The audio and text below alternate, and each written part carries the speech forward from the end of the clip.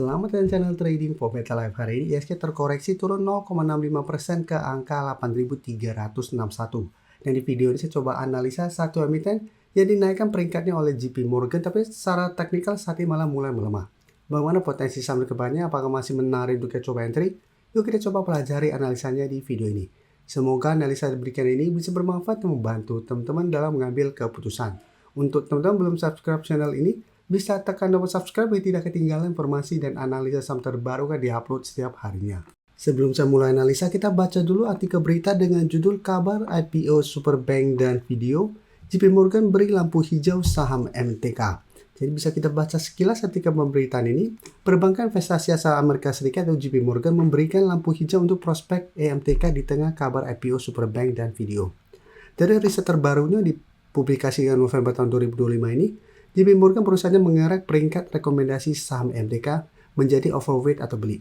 Terkini mereka memasang target harga itu di sekitar 1.600 untuk Desember tahun 2025 ini. Jadi harga 1.600 jika kita perhatikan untuk harga saat ini lumayan tinggi. Jadi sekitar target harganya 1.600 untuk Desember. Dan jika kita lihat untuk November ini, MTK hari ini malah turun 1% lebih ke 1.190. Dan sekarang mencoba untuk menembus garis EMA 50 di sekitar 1210. Jadi secara teknikal, Musa saat ini harus hati-hati untuk MTK. Apabila jebol 1200, cara pergerakan MTK Musa akan kurang oke. Karena ada potensi untuk lanjut turun ke sekitar 1100 sampai zona 1000 sampai 1050. Dan memang saat ini ada exit dividend nanti hari Kamis tanggal 20 November untuk MTK. Dan dari data broker summary, jika kita perhatikan, pada penurunan 1% lebih ini asing masih terus keluar. Dan di broker summary juga terpantau ini masih ada distribusi. Jadi untuk teman-teman yang masih hold saham MTK, mesti harus hati-hati jika terpantau satu minggu ini MTK gagal naik kembali di atas 1200. Jadi harus diperhatikan pada saat exit, apakah MTK masih kuat di atas 1200. Apabila gagal bertahan 1200, cara pergerakan saya lihat ada potensi untuk melanjutkan pelemahan dengan target penurunan terdekat di sekitar 1100 sampai harga 1000. Jadi untuk teman-teman ingin coba entry saham MTK untuk saat ini wait and see dulu.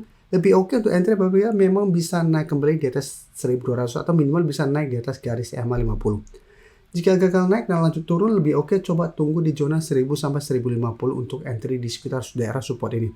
Karena daerah support ini masih berupa support lebih kuat daripada harga 1100. Dan di bawahnya juga masih ada support EMA 150 di sekitar 980. Itu MTK saat ini karena masih ada distribusi, Musa harus hati-hati. Nah sekarang kita coba lihat Bukalapak, salah satu anak usaha dari MTK. Bisa kita perhatikan di sini untuk Bukalapak secara teknikal juga saat ini masih belum begitu oke. Mencoba untuk bertahan dan naik di atas garis EMA 50, mencoba rebound tapi tertahan di 170. Jadi walaupun candle sempat di atas 170, sempat menyentuh sekitar 175, tapi secara candle 170 ini masih berupa resisten. Karena beberapa kali mencoba naik selalu gagal naik.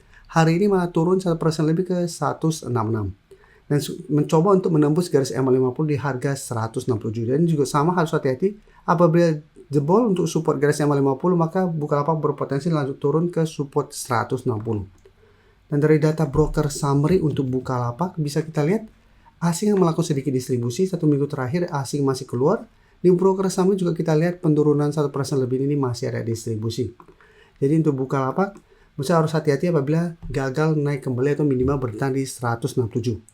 Cara pergerakan, apabila turun ke sekitar 160, teman-teman ingin coba spekulatif buy, misalnya masih bisa coba tunggu di 160 karena beberapa kali mengetes support ini, Bukalapak masih bisa bertahan.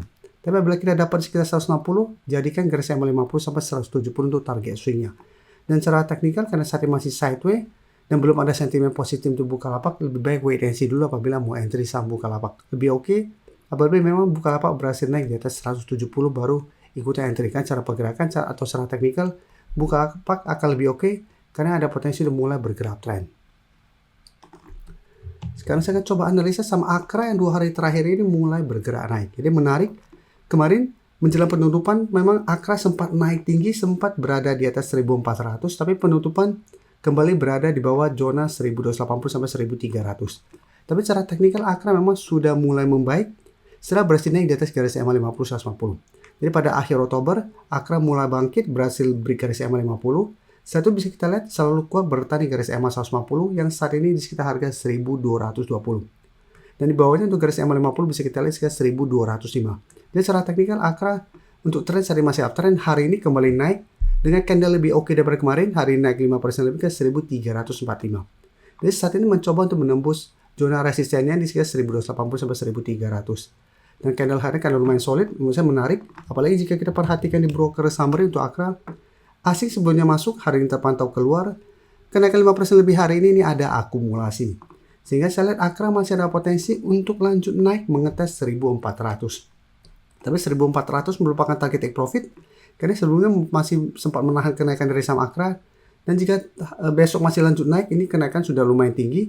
Apabila gagal break 1400, menurut saya ini koreksi wajar. Jadi bisa pertemuan jadikan 1400 untuk target swing jangka pendek apabila ternyata AKRA tetap kesulitan untuk break 1400.